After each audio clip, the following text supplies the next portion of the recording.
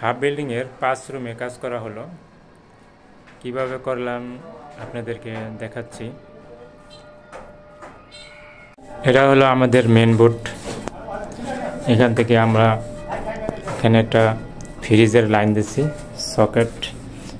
এখান থেকে উপরে আমরা বাথরুমের লাইনটা দিয়ে দিচ্ছি বাতির জন্য। কিন্তু বাথরুমের সুইচটা আবার এই জায়গায় আছে, বাইরে এই যে সুইচ আছে, এই জায়গায় একটা সকেটও আছে, বাইরে একটা লাইট আছে। বাথরুমের পার্টিশনটা এখনো গাঁথনি হয় নাই, এই যে গাঁথনি। পিছনের দিকে লাইটটা দিয়ে দিছি। তো এই রুমে আমরা একটা করে, প্রতি রুমে একটা করে এসডিবি দিতেছি। এটা হলো 4-6 এসডিবির সাথে একটা পয়েন্ট রাখছি, দেখতে পাচ্ছেন পাইপের মাথাটা। এরা হলো এখানে একটা সাবমিটার বসবে।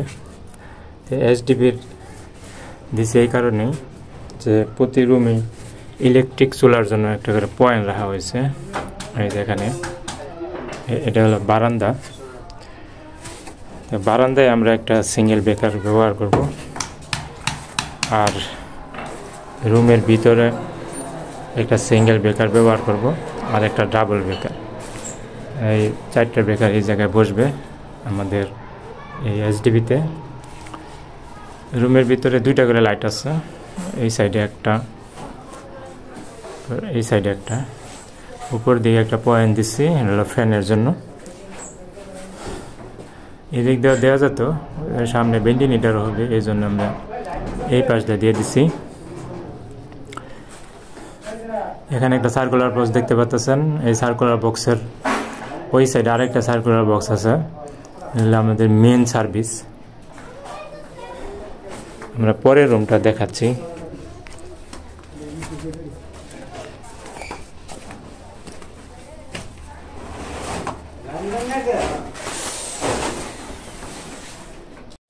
পরের রুমে আসলাম বন্ধুরা, দেখতে পাচ্ছেন এখানে একটা মেন বোর্ড।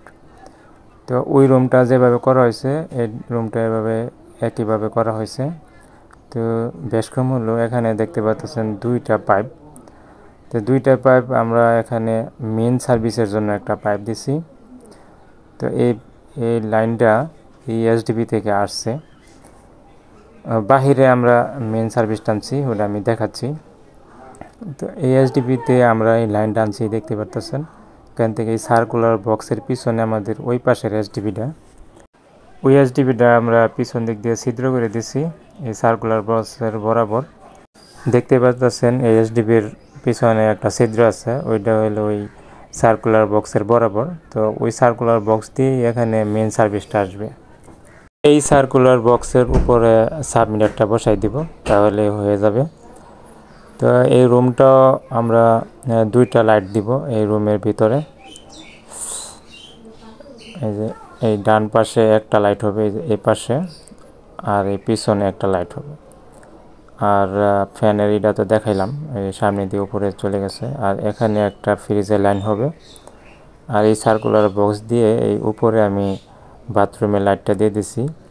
আর এই বক্সটা আমি তার ঢোকানোর পরে এখানে কিছু কাগজ দিয়ে তারপর মাল দিয়ে ঢেকে দিব, যাতে ভবিষ্যতে আর এখানে অ্যাবোনাইট না লাগাইতে হয়, তার জন্য আমরা মাল দিয়ে ঢেকে দিব।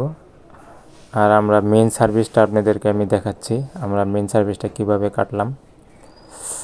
আমরা মেন সার্ভিসটা বাহির দিয়ে দিছি, দেখতে পাচ্ছেন সোজা একটা পাইপ। প্রতিটা রুমের সামনেই আমরা ছিদ্র রাখছি, মেন সার্ভিস এখান দিয়ে ঢুকাই দিব ওই সার্কুলার বক্সের বরাবর। আমাদের সার্কুলার বক্স শর্ট পড়ছে, এই জন্য আমরা পাইপগুলা মাথা ভেঙে সামনের দিকে দিয়ে রাখছি। তো এইবার এটা আমরা এইভাবে কনসেল ওয়ারিং করতেছি।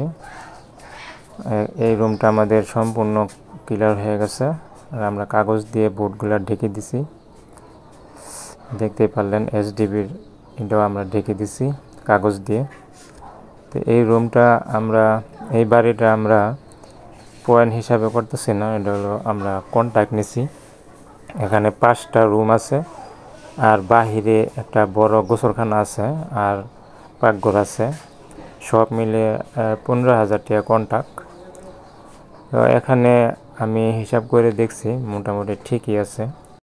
আমি হিসাব করে দেখলাম এই বাড়িতে টোটাল 63টা পয়েন্ট আছে। যদি আমি 240 করে ধরি তারপর 15,120 টাকা হয়। 15,000 টাকা কন্ট্রাক্ট হয়েছে। কেমন হলো আমাদের কাজগুলো বন্ধুরা কমেন্টসে জানাবেন। ভালো থাকবেন, সুস্থ থাকবেন। ধন্যবাদ।